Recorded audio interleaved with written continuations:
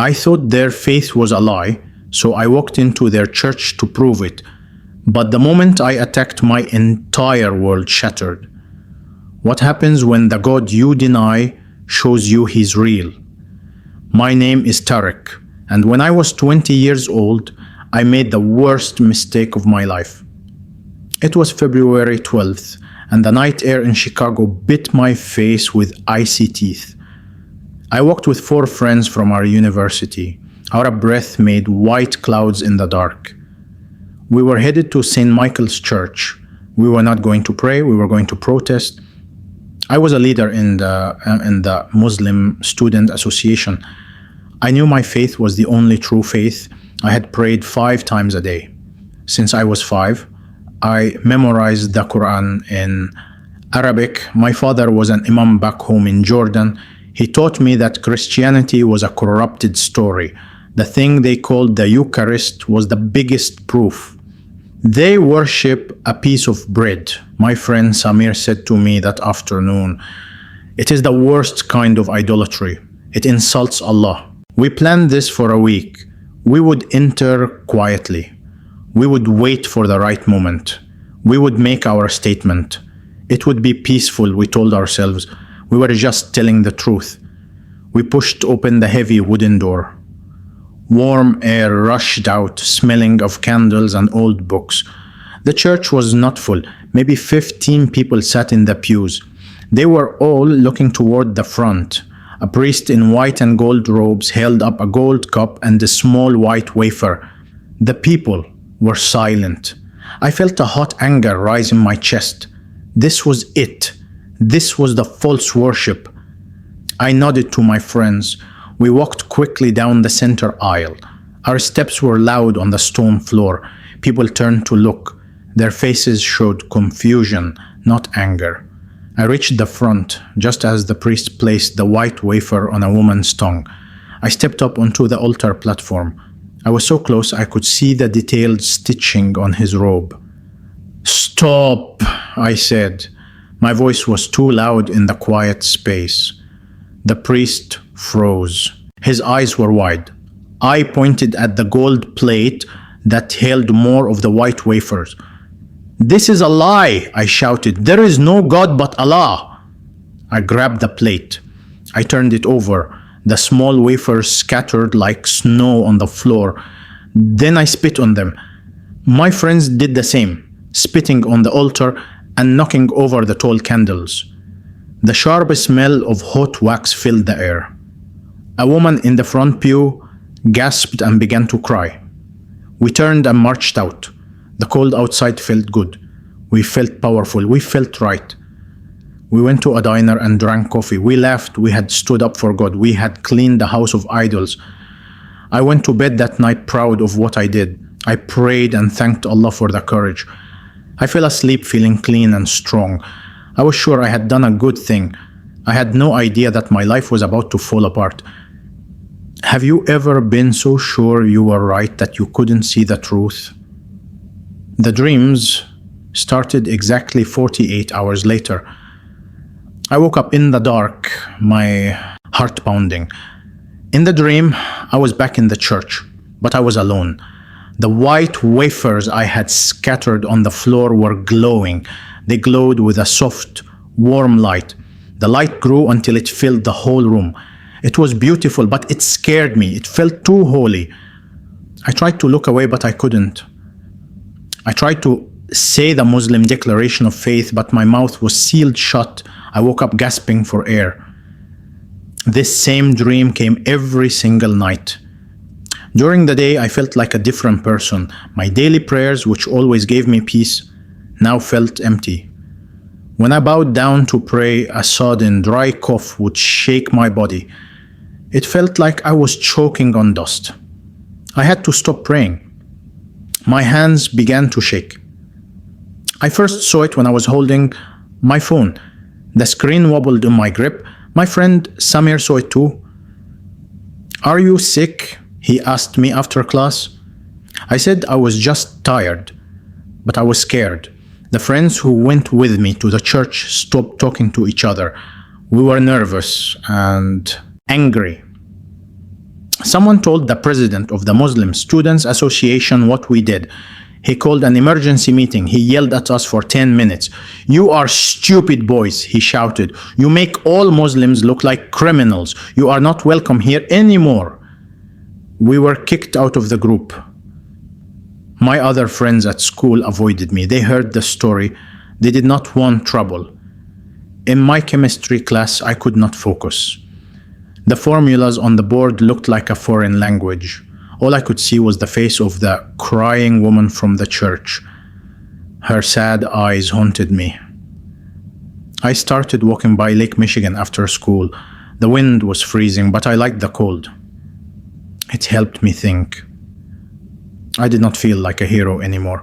I felt a heavy, dark weight on my shoulders. The dreams got worse. Now the glowing light in my dream would form into a shape like a man. The man made of light would look at me. He did not look angry. He looked kind, but his kindness made me want to cry. I would wake up with tears on my face. I told no one. Who could I tell? My family was far away. My friends were gone. I felt completely alone. My faith had been my rock. Now it felt like a cage. The prayers that once freed me now trapped me. When your whole world turns upside down, where can you go? Everything broke on a Thursday morning in March. I had the worst dream yet. I was in the church. The man of light was there. This time he spoke. He said one word, "Come." I woke up feeling like my chest was in a vice. I could not breathe right. My phone rang. It was my father calling from Jordan. His voice was cold and flat. "My son," he said, "I have heard a terrible story. Did you dishonor our family in a church?" My blood ran cold. I whispered yes. He was silent for a full minute. I could hear his breathing. "You are dead to me," he said finally. "You are no longer my son." The phone call ended. I sat on my bed shaking. My own father had cut me off.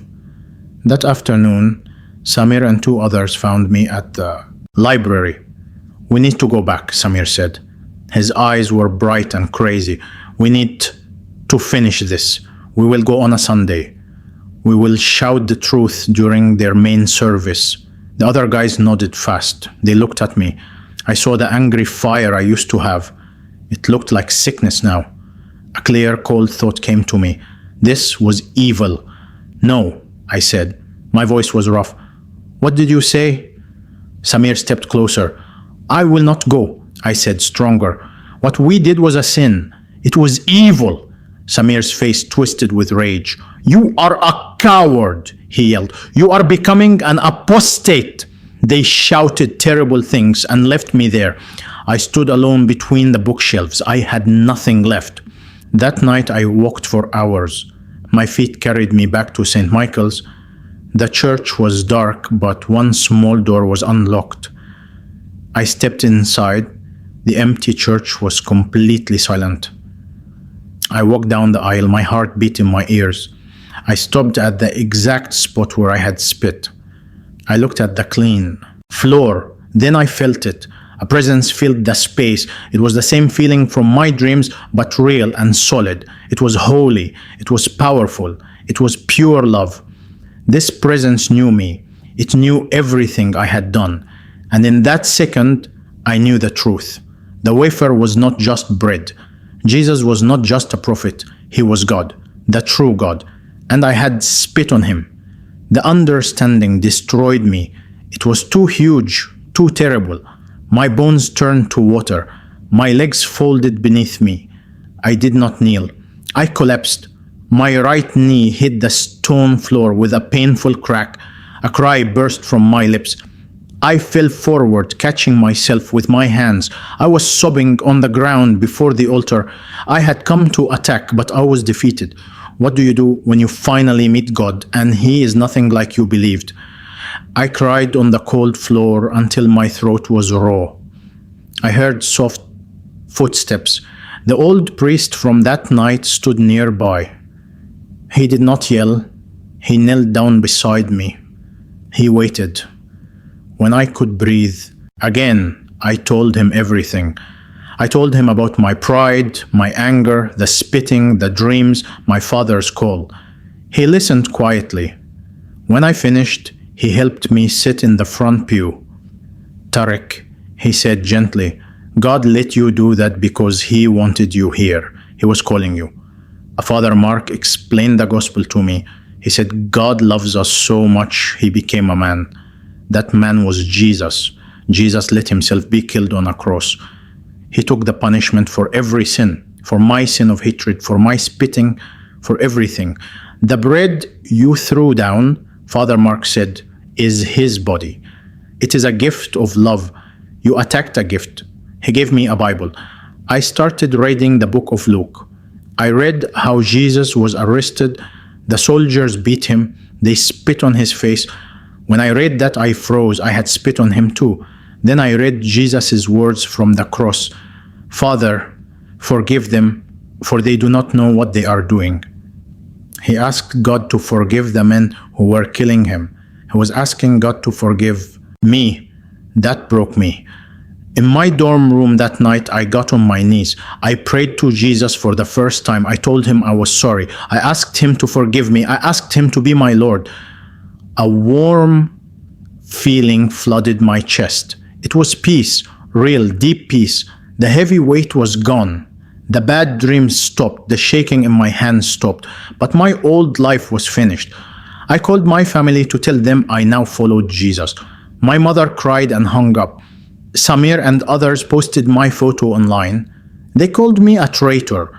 I got scary messages telling me to leave the country. I had to move out of my dorm. I lost my family and my friends, but I gained everything.